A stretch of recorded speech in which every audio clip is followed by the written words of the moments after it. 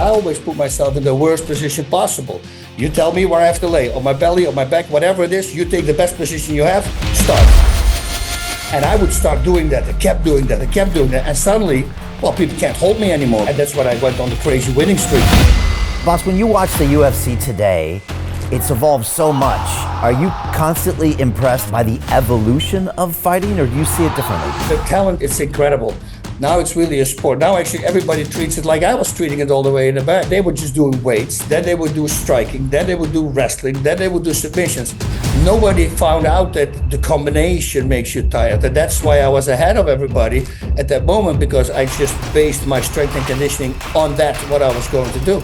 And it freaking worked, but now everybody's doing it. Bas, talk about your journey with martial arts, because when you look at Bas Rutten and Pancras, I mean, it doesn't get more alpha male than you. It looks like you've been a tough guy your whole life, but when people dip into your story, it's quite the opposite, and it's really hard to believe that you came from this kid that was bullied. I saw Bruce Lee movie when I was 12 years old, Enter the Dragon, and that's when I realized if I can be like that guy, ooh, the bully's gonna get it. I made a list. I started making a list of all the bullies, and I checked every person off. I went after all of them. Was it hard to give up fighting? Very hard. Yeah, and I thought it was a curse, and now I realized it's all a blessing, right? Otherwise I wouldn't have had my 22 fight unbeaten streak. Yeah, I would have kept on fighting, and you see many of these guys keep on fighting, but you're gonna lose, dude, because you're fighting guys half your age who started training when they were 5 years old. Talk to me about religion. If I want to live by the rules that Jesus lived by, the two greatest commandments he ever gave, love God with all your might, all your heart, your soul, everything. Number 2, treat thy neighbor as thyself. You do that, we do that, problem solved. And that is being a true Catholic.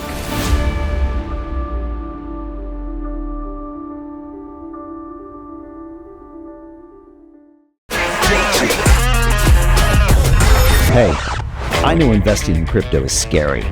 It takes a real leap of faith because there are so many scams, rug pulls, and bad actors out there. It's a dangerous business, which is why 95% of people lose all their money.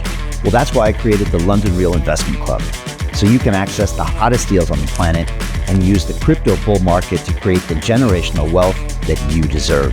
Join my team of over 100 people from around the world that are making millions of dollars behind the scenes investing in blockchain, AI, Web3 games, DeFi, Bitcoin, and more. Don't miss out. Click the link below to book a call with one of my team now. But hurry, this bull market will end soon. I know investing in crypto can be scary. That's why you gotta join the investment club. Pull the trigger. Let's do this.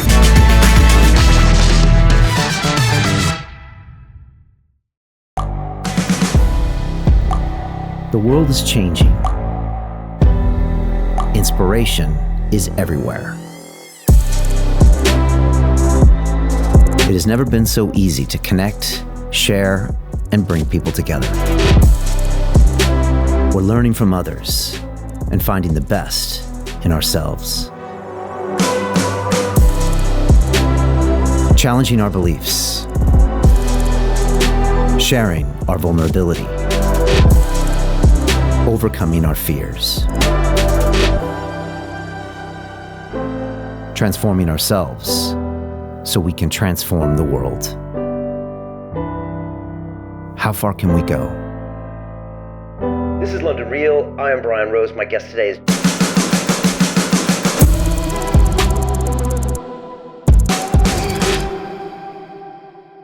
This is London Real. I am Brian Rose. My guest today is Bas Rutten, the former UFC heavyweight champion, actor, trainer, and commentator.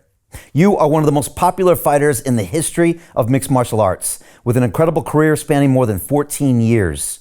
You were the 3-time King of Pancras world champion before joining the UFC in 1999, winning the heavyweight title, and becoming the first Dutch champion in UFC history. You ended your career having gone unbeaten in 22 fights with a strike accuracy of over 70%, the highest ever recorded by Fight Metric. In 2008, you were named the 4th greatest mixed martial arts fighter of all time, and in 2015, you became the first European to be inducted into the UFC Hall of Fame. Since your retirement, you've appeared in a number of film and television roles, including Martial Law, The King of Queens, and Here Comes the Boom, starring opposite Kevin James and Henry Winkler. Currently, you are a commentator for Karate Combat, the world's first professional full contact karate league that's broadcast to over 100 countries worldwide. Bas, welcome to London Real. Oh, thanks for having me, brother. Bas, it's great having you here. We connected in Dubai when you were commentating for Karate Combat. It was you and George St. Pierre, who's been on the show as well, and you guys had the full Kanduras on, which is great. Yeah. I got one of those as well, and it was great to connect. Really exciting to see Karate Combat in person. Luke Rockhold fought that night, and man, it was just really intense. And that organization's blowing up, and I love seeing that they got the A-team with you and GSP commentating. Maybe I'll start with that. How'd you get involved with Karate Combat? And it seems to be one of the most exciting leagues. Joe Rogan showed up in Austin, and a lot of people are talking about this. Does it feel really cool to be part of something that's so hot right now? Yeah, it's gigantic for me. So they called me about 5 years ago, and they said they were going to start a full contact karate league. And I go, dude, because my biggest wish was when I stopped fighting, I said I want to do the 100-man kumite to wrap up my career.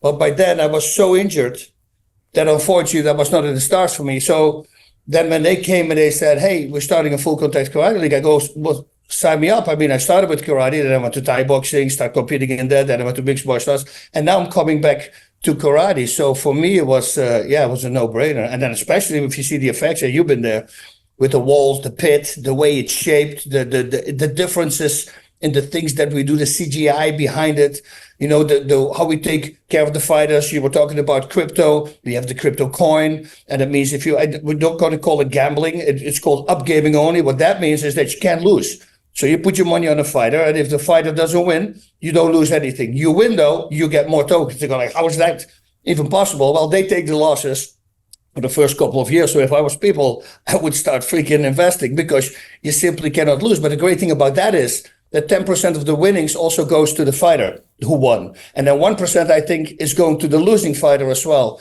So everybody's going to be helped with that crypto coin. And I expect that more organizations start following in our footsteps.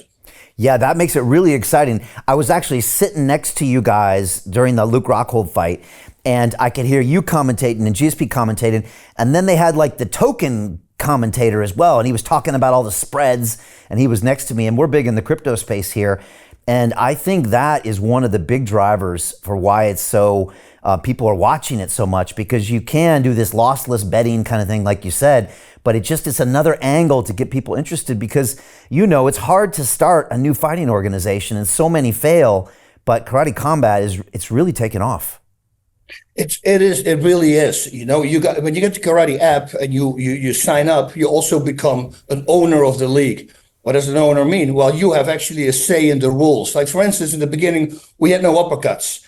They got added. We had no knees to the head. They got added. There were no low kicks. There were low kicks below the knee, but not to the thigh, where everybody throws a low kick. Well, the fans, the app people, they started voting and they said, hey, we want it in.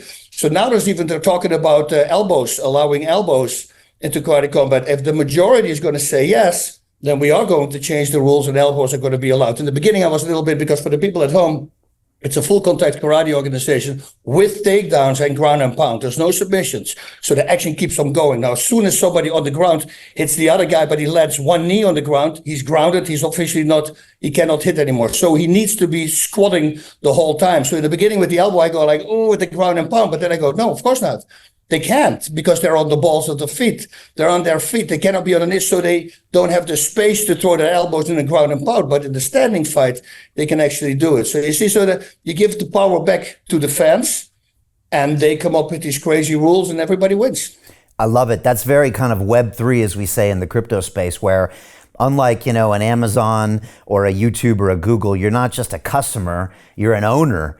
And that way you can decide and vote where the whole company goes. It's what I love about crypto. It's super exciting. It's like the new wave, and you guys are really embracing it. Also, Bas, I found it really intense to be there. And I've been to UFC fights, I've been to MMA fights, but you know, when Luke was there having that fight, it felt really raw. It felt kind of like Fight Club. I don't know why I felt that. Maybe the gloves are small, but it just seems really intense when you're there. Did I get that wrong, or does it feel a little different than other leagues? Yeah, everybody will say the same thing because you guys are right at the pit. Right. And there is no fence and there are no ropes. You literally right there, the people are leaning on the pit. Some people said to put a glass of drink on there and they're watching the fight. And then the cameras are also behind the people sometimes. So you see a shot with people in front of it and then you see the fighters there. So it gives that Fight Club feeling, that it is, it's completely different than look in the background. And if people go to karate.com, it's free, by the way. So you don't have to pay anything. There's nothing. Watch it and see what happens, because every time we're somewhere else, we're in space, or then we're back in time, and then we went to Okinawa, and then we actually talked to the guy who started Okinawa karate, and we did a little bit of a history class for the people at home. Put these little tiny fun things in there. People are entertained and they see the fights. Hey, can't win. And then you can bet, but not lose. So that's the holy three right there for you. Yeah, it's a win. The CGI is fun. Like you said, anyone can watch it anywhere. You can watch it on YouTube after. It's just, they're doing all the right moves. They're showing up to the crypto conferences. You're not really missing a beat. You do some influencer stuff, and you're starting to sign a lot of ex-UFC, really exciting fights. But some of the knockouts are getting scary. And it's like you said, got a real visceral feel to it. I think you're right. It's like being so close. I've even been to boxing matches, but when people are elevated and they're in a ring, somehow there's a little bit of distance there. But in that pit, man, I was like, wow, okay, this is happening. So yeah, it's super exciting. And you missed the last one because you were on set shooting with The Rock, this brand new movie. Yeah. But I want to talk about that. But otherwise, you're basically at every single one commentating going forward. Yes. I just missed one only. That was that. There was a possibility of missing two because of the work schedule, but the director was really nice and he helped me out there. So we filmed all my stuff within 7 weeks. And that's why I was allowed to go to the next Karate Combat event. Wow. All right. I want to talk about the movie, but before we do that, I want to get your thoughts. I mean, when you started in Pancras, no one had heard of MMA. People forget the UFC was maybe not even legal at the time. It sure wasn't a big brand. Japan was where all the action was happening. I've been to 2 Pride events myself, and they were always considered better than the UFC back then. What's it like for you to watch the evolution of MMA, and how do you describe it to people? How far it's come into where now you can see the UFC and even a Karate Combat, and the quality is so high. It's really crazy. I predicted everything, but I was way off with the years. I think in 93, I said, in 5 years, this is going to be the biggest sport in the world. But I was like a whole bunch of years off. But yeah, you're right. When I was competing, it was legal in 3 states only. So we had to watch out. The weigh-ins, they were in a hotel room with your corner. Now you got 7,000 people going to the weigh-ins. No social media, all that crap. Thankfully, we didn't have to do that. And then, to see the rules change, to see weight classes coming in. When I went to the UFC, that was the first time when they established a weight class, because in Japan, I was fighting open weight. So you just fight everybody. It was actually fun to find out on the day of the first fight. When my opponent walked in, who was like 33 pounds heavier, and I go, is he not too heavy? And then the promoter goes, no, we fight everybody. Oh, great. So I tried to force a smile. And then I said, how many rounds are we fighting? And he goes, 1. I go, great. How many minutes? He goes, 30. And I go, great. And I look at my manager, I go, shit, what is going on here? But that small organization started everything. And if you look at Pancras, I believe he produced 6 or 7 UFC champions from that tiny organization that there was. So the skill level was really high with Pancras, especially the ground fighting, because the Japanese, they're really good on the ground, very smart. The rules were all adapted to them, so put shoes on. Well, that's bad for leg locks. Hey, that happens to be their specialty. You see things like that, no gloves. Open hand strikes to the face, fist to the body, but no gloves. Much easier to slide in chokes and doing all the crazy submissions. You see, so what annoying was, though, when I left Pancras, within 3 months, they changed the rules to the same rules as everywhere on the planet. I go, you're serious? You're waiting for me to leave this organization, and now I can finally close my fist. But thankfully, I went to the UFC, so I was able to close my fist. What was interesting about you, Bas, is that you found a way to adapt. And if anyone ever has an extra 2 or 3 hours, they need to watch your entire Pancras fight selection, and Bas does the voiceover for the whole thing. And you talk about how that first fight, first of all, I think you didn't even have any shorts. You had borrowed like some shorts from somebody, but then you knew no ground game, or very little. And then by the second or third fight, you had been training and you adapted to this new sport. and you started learning all the submissions and learning how to counter them, and you forced yourself to evolve, whereas a lot of people wouldn't do that. And that always feels like the story of your career. I remember some crazy story, Bas, where you said you put 2 pieces of tape down the hallway of your home to make sure that when you walk down your hallway, you would do this in this new fighting stance that you created. Yep. I just had a flashback.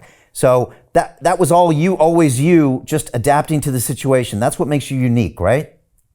That's it. It's just training it. Like I found out mixed martial arts, why do we get tired? Well, the interrupting of the breathing pattern. What do you mean? Well, if you sprawl, so if you're breathing constantly, your chest is expanding, but you sprawl, you're interrupting your breathing pattern.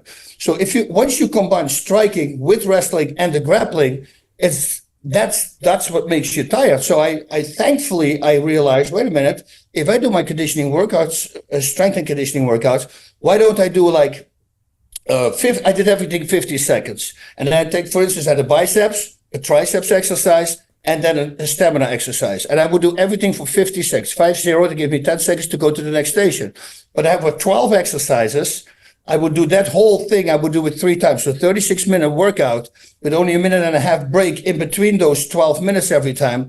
But that was the goal. That was the thing, because they said, oh my God, cross training. Remember, cross training. I just started doing that early on. So for me, I was always fighting bigger guys, but my endurance was much better than them. So I just had to weather the storm. And then slowly but surely, I would start taking over. And with the submissions, unfortunately, it took me 3 losses by the submissions and you have to understand, I'm in Holland. In Holland, there is no wrestling, and we didn't have the submissions. We have judo, and I worked with some guys over there, but that's not going to really do anything. But then after my last loss, I got so angry and I started becoming vocal. I started asking everybody who wants to train with me. And I found this one guy, 19 years old, Leon van Dijk. And he was just a freak show. He was very talented, very great striker, but he picked up things fast. And we just said, okay, let's just watch videos, fights and instructionals, and we're going to learn from it. And then I realized, wait a minute, I think I can find a different setup to go to that submission. Oh, wait a minute, now I got 2 setups. Why don't I create a 3rd one or a 4th one? Because then once I start mixing those up, it becomes very hard for him to detect what I'm actually going to do. So, and then I became obsessed with it. And suddenly it was like my poor wife. I always tell this in interviews. I woke her up at least 5-6 times in the middle of the night because I would dream the submission. I would wake her up. I would put her in that submission. I would say, hey, it hurts your shoulder, right? Or hurts this, or hurts it. Yes. I would write it down. Next day I would go to the gym and I would try it out on my one guy that I have. So like I did 90% of my fights with one person that I had, but it worked because I put in so much work. I lost my last fight by submission, and then I won my next 8 fights by way of submission. And suddenly everybody was like, what's going on here? What was with the submission control? But 7 finishes. And that's what I went on the crazy winning streak, that I simply never lost anymore. And that's what I tell people all the time. Dude, if I can do it, you can do it. Everybody can do this. It's just doing it. And we're all so comfortable to stay where we are. Like if I'm in a gym and I know I can beat everybody up striking, that's a comfortable feeling for me. I kind of don't want to give that away, but I always put myself in the worst position possible. You tell me where I have to lay, on my belly, on my back, whatever it is, you take the best position you have, start. And I would start doing that. I kept doing that. And suddenly, people can't hold me anymore because my reversals became so good. I was just waiting for the right timing for him to make a mistake and I would reverse the guy. Like if you look at you were talking about some records that I did. I had 14 submission victories, but I never took anybody down. He never had a single takedown, but he still pulled off the 40 submissions. That means that they took me down. I would reverse them or I would submit them from the bottom, but I would go for submissions. I actually fell in love with submissions. The thing I miss the most now, because of the 4 neck surgeries that I had, I simply can't grapple anymore. And that is a thing I would advise everybody at home. Also, if you have kids, especially ladies, if you have girls, put them in freaking jiu-jitsu. Because, the worst position to be for, let's talk, throw it out, raping, right? That's in between the legs, laying in between the legs. That position is actually a very strong position in the submission game. So once somebody is there, they can choke them with the legs, they can armbar them. There's a lot of stuff they can do from that position. So for a girl to know these skills, and it's really good for your cognitive function as well, problem-solving thinking, because, like for instance, I'm shooting a bow, right? So a friend of mine gave me a bow, really good compound bow, but it's a 50-pound pull. Well, I had 4 neck surgeries, and this arm is very weak. So I'm standing in the store and I see the boy, I can't, he says, no, it's only 40 pounds. I say, yeah, this is easy for you to say, but I showed him my arm. This is a whole dent here. So I said, atrophied. And the guy said, oh my God, you can't shoot. I said, I can. Give me 1 second. And he goes, what do you mean? I said, just give me 1 second. Let me think. I said, oh, I got it. So I hooked on you have a little wristband with a little trigger on it that you hook onto the line and that you have to pull, right? So what I did, I just grabbed the back of my head. I pushed the bow forward. I said, see, I can shoot. And the guy goes ballistic. He goes like, well, how did you come up with that? I go, well, I guarantee it's from the submissions, right? This problem-solving thinking. But I did it on the spot. So he said, man, can I make a video? Because I know a lot of people have a problem with this. And now they can actually shoot because of what you did. But you see, that all comes from the submission game and trying to figure out how we get bypassed. Because if I push my arm out, if this is the end result that I need my arm to be stretched, I can also do this. I can push myself away. You see, or I stretch it, now it's stretched. But if I can stretch it here, I can move myself away and then it's also stretched.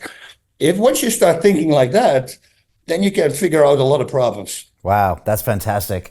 And so when you then went to the UFC after Pancras, what was that experience like for you? I mean, that was a really big fight. You obviously got the title. And then what has been your opinion to watch the UFC evolve after that? I just loved everything. I always wanted to fight in the UFC. Not in the beginning, though, because they were talking about there was no referee. He couldn't step in. And I go, listen, I'm crazy, but I'm not an idiot. You know, I mean, if I get knocked out, I would like the guy to stop. And if you have got a complete psychopath who decides to jump on top of you and gives you 6 or 7 more elbows, which we saw in the first few UFCs, until thankfully Big Joe McCarthy put his foot down. He says, listen, if I can't step in, I'm out. And they knew they needed John because he made a lot of rules. He actually came up with mixed martial arts, the term. He did a lot for the sport.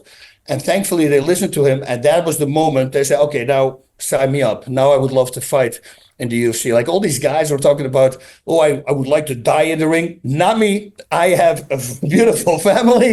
You know, if there's a possibility I'm going to die, I'm going to tap. That's what I'm going to do. So I'm not that big of a tough guy. But that's stupid to me. That's stupid. But, you know, it was just finally in the UFC. And my biggest thing, and this is a true story, the reason I wanted to fight in UFC, but this sounds crazy, was the theme song. I wanted to come up with the theme song. I thought it was so badass from a video game. Bah, bah, bah, bah, bah, bah, bah, bah. And it was so cool, the original version. I go, man, how cool would that be? So I called the UFC and I said, I have a 30-second clip that I want to play before you guys do the thing. He says, we can do it. I said, what is the clip? I say, it's the three tenors. And the three tenors, there sings Pavarotti, Luciano, and Bocelli. They would go, I'd like to be in America. I'm like, let me do that 30-second clip and then do it. I think it's going to come over really well for the people. He says, it will come over really well, but we cannot do that right now. So unfortunately, I couldn't do that one. You commentated for Pride for a number of years, and I was watching Pride probably before I got into the UFC. Again, before the UFC got big and bought Pride, you could argue the better fights were in Pride, the better looking fights. It was more of a premier organization.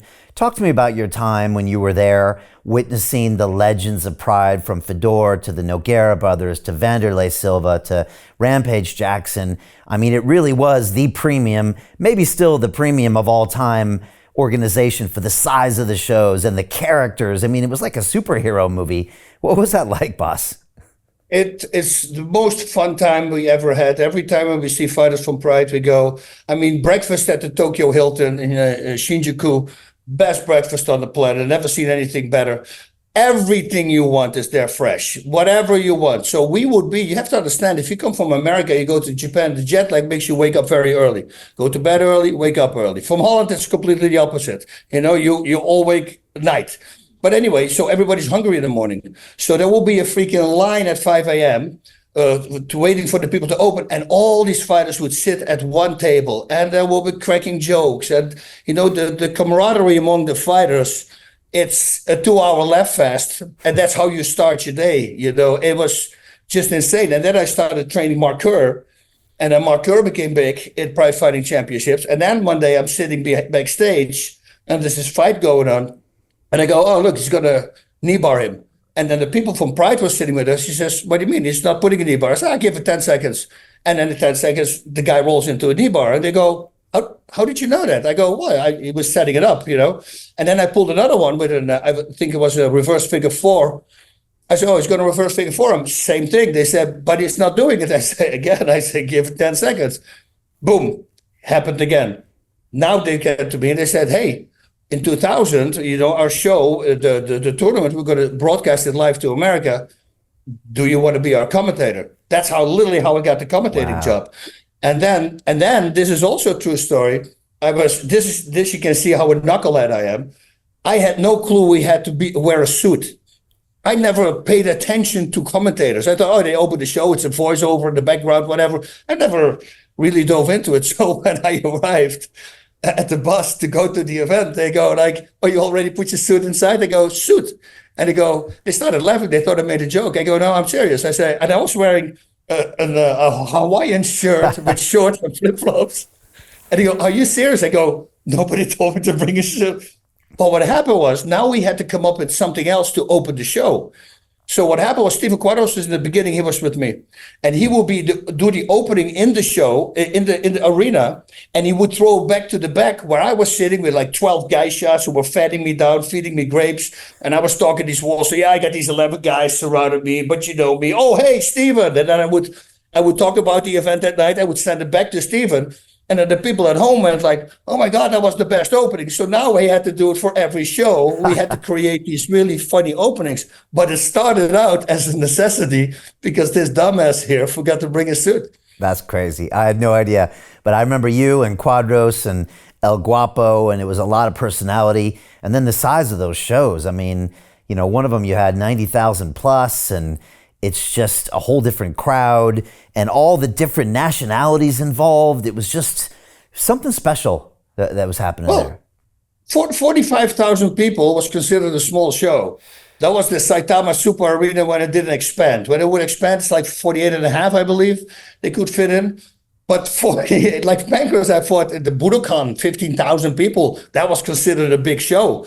But for them, 45,000 was not really that good. And then the packages they had, you saw that, which they never showed in America. And I always told them, I say, for the people at home, they will make a package of a fighter, of two fighters that go to face each other. And there was this one time, this package between Fedor Emelianenko and Mirko Cro Cop. And you see Cro Cop training in this high-tech gym like freaking Ivan Drago, and he's kicking the back, and then it goes to Russia. And there's Fedor with this rusted kettlebell swinging in the snow and running through the snow. And I go back to him and all these high-tech things and gym equipment, and back to Fedor, and he's got a log in his neck. And then it goes to a river, and corpses floating in the river, and it's frozen. And then you see Mirko sitting at the grave of his father who passed away as a war hero. I got goosebumps now. And I remember the camera goes to Mirko, and he's got tears in his eyes. This is before he fights freaking Fedor. Wow. And I always told him, I said, why don't you show these packages on American TV? People are going to freaking love these things. But they said they were locked up, their Tokyo TV deal. I think they didn't want to do it. But that was a great way to, and I truly believe that's why Pride was so big. Of course, also because of Sakuraba, because he was the only person in the world who beat 4 Gracies. Yeah. Nobody ever did that before. And he put really Pride Fighting Championships on the map. But also the packages, the camaraderie, the fighters, the fights. I mean, these crazy fights they had, the 170-pound guy against the 500-pound guy. Stuff like that, that's what people really liked. Do you think that'll ever come back in Japan, or was that just the right place at the right time, and maybe that's a one-off thing? Yeah, it's a one-off thing because they can't find a guy like Sakuraba anymore. It's very hard to find a Japanese fighter that can beat all the good guys that come from Brazil, from home, from every country around the world. And I think he really put us on the map. He was the catalyst, I would say, for Pride Fighting Championships. Yeah, he's a unique dude, that's for sure. You mentioned Mark Kerr. Let's talk about this now, because when I started training jiu-jitsu in 2002, and I started training martial arts and getting into it, of course, I'd later come train with you in LA.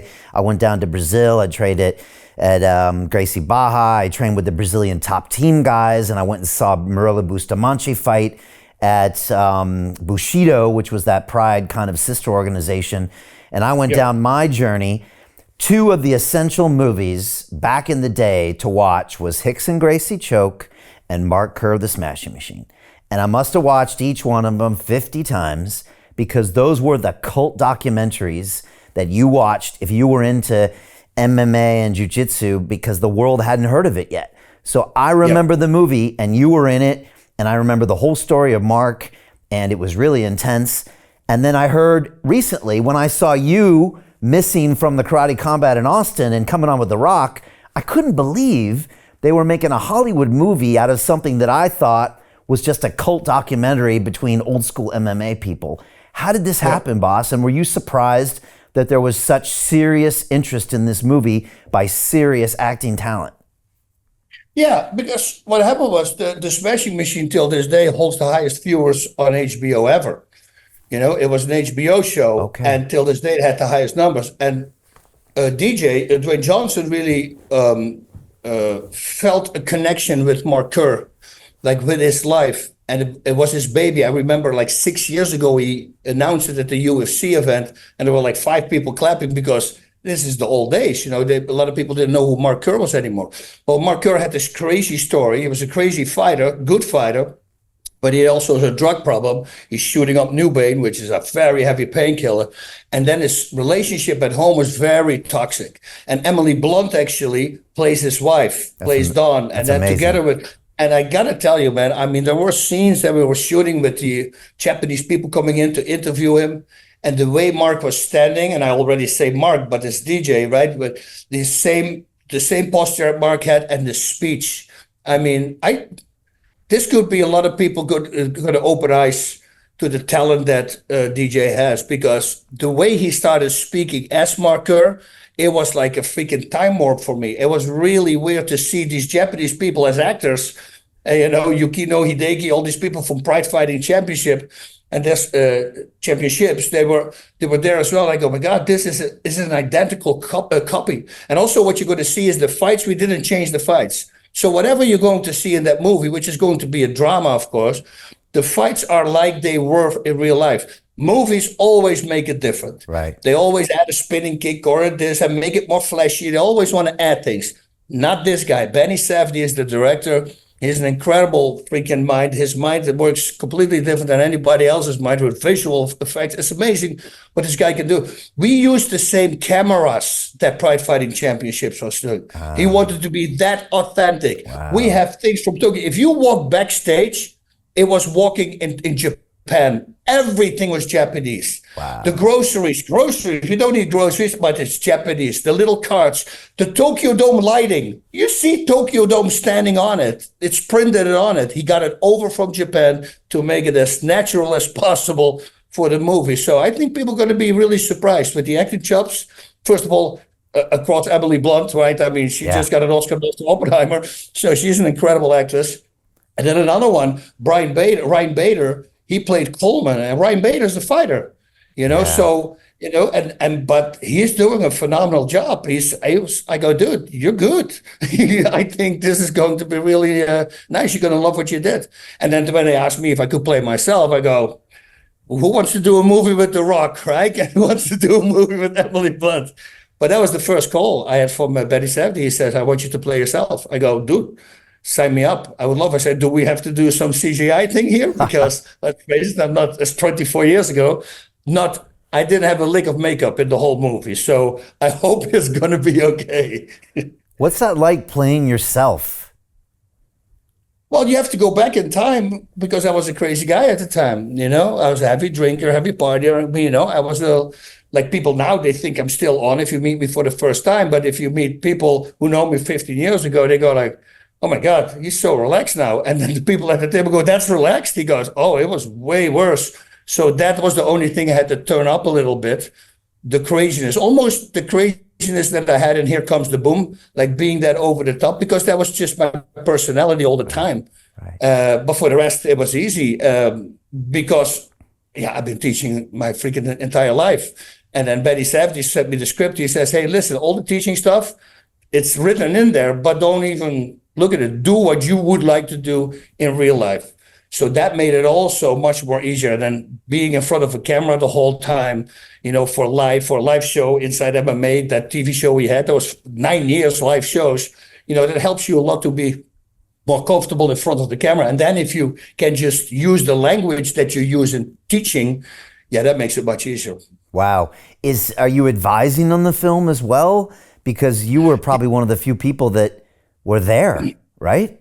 Yep. Yeah, no, I did. I just got a really nice message from DJ again. He said, man, thank you, for in the way you did it. He said, because do this. And then you would say, he's talking about me, nah, do it like this. It's much better. And then he immediately would do it. So they would listen. Even if the stunt guys made the whole fight scene, if I said, nah, I'm not good with that, then immediately would get scrapped and they would do what I wanted to do. So they're very easy guys, no egos to work with. And once you have that combination, and then Betty Safdie, he knows all these actors, it was the most fun set, most relaxed set. Alexander Usyk, he played the Igor Vovchanchin. He came in and people go, oh, it's because he became a world champion. No, that was already 6 months ago decided. Wow. And it was going to be right after the fight. They knew it, winning or losing, he was going to play Igor Vovchanchin. To me, that guy, that was nice as well because he's a funny dude and boy, can he fight. So yeah, everything was, it was really nice. I had a really good time. It's all in the can now? It's all been shot? Yeah, it's all been shot. They just wrapped up. I got another message 3 days ago. They wrapped it up in Japan. They did some scenery shoots there, shots, and now it's going to go into production. I don't know when it's going to come out. I think it's going to be after the Cannes Film Festival.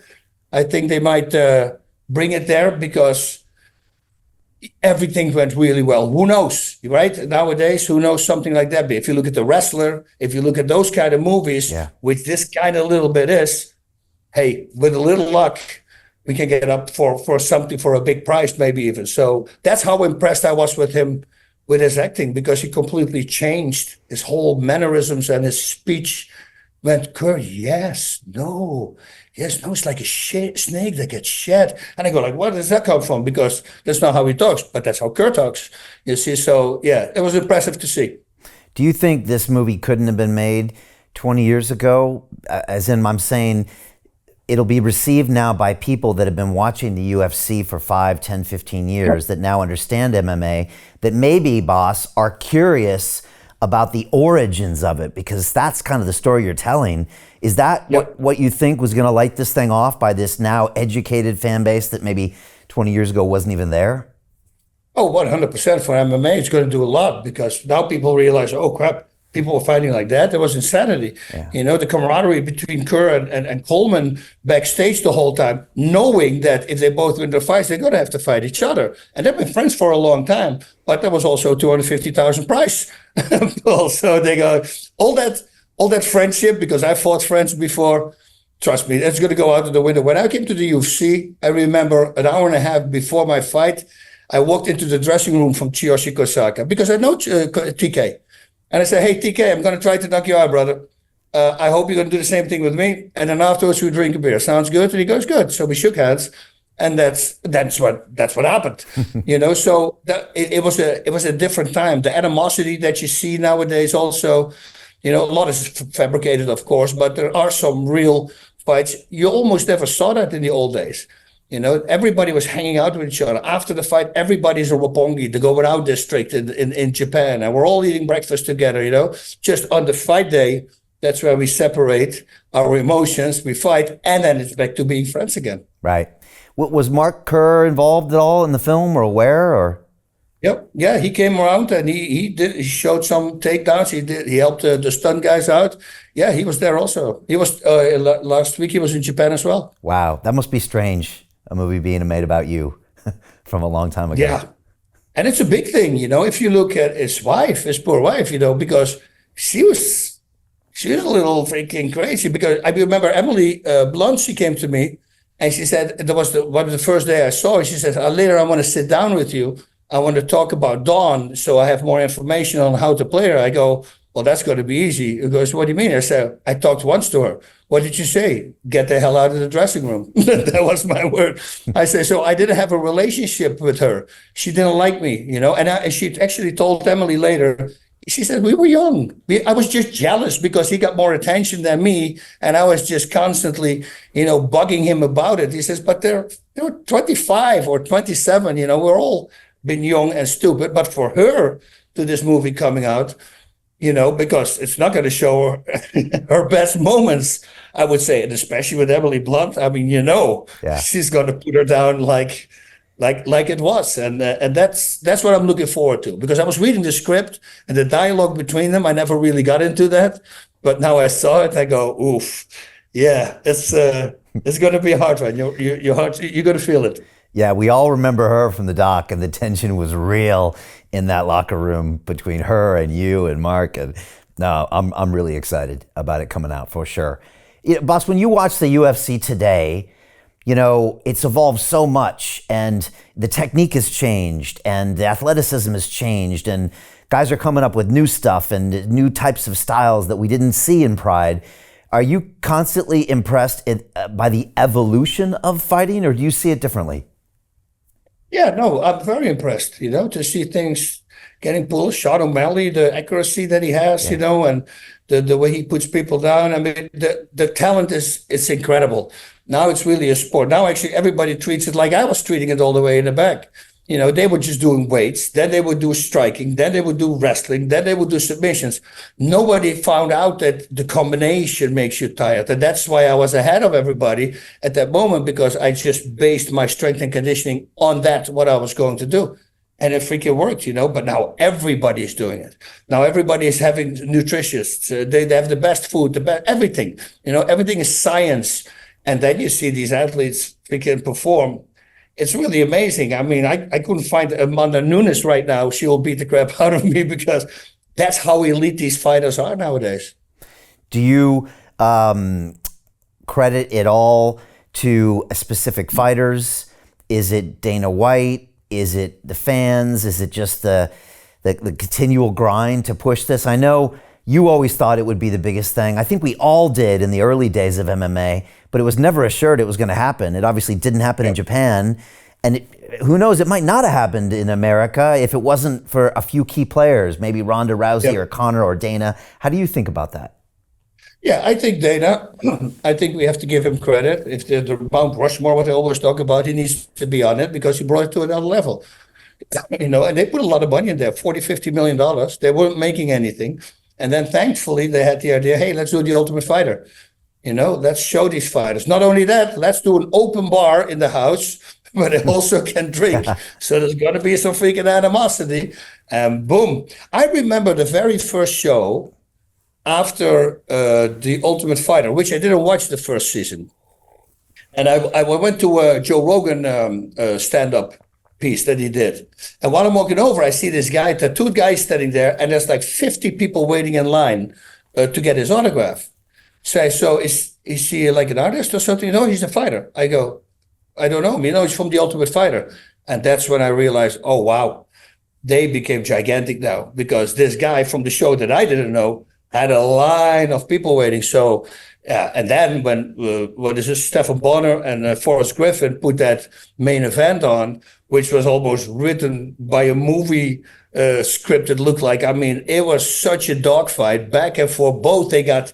The winner was going to get a contract, but they gave him to both, of course, because an amazing fight. But that wrap up, that really put the UFC on the map. And then the next show, that was it. There was like 300,000 pay-per-view buys. And from that moment on, it started getting up and up and up. Because in the beginning of the UFC in 93, it was, they had over 200,000 pay-per-view buys, the first show. It was gigantic. And the second one even surpassed it. But then all these politicians and the whole craziness that happened in New York, the guy that wouldn't allow it. And thankfully, that guy got booted because he was getting money from people or something. He was in the government. They threw him out, and immediately MMA was legal. I mean, a week later, it was legal. So we all knew that was the guy who was holding a grudge against the Fertitas. I think it was something to do with what is all the people who work for him. One of the unions, right? It was one of the food and beverage unions. That was it. Yeah. And then you never let him off of that, and because it was a personal thing.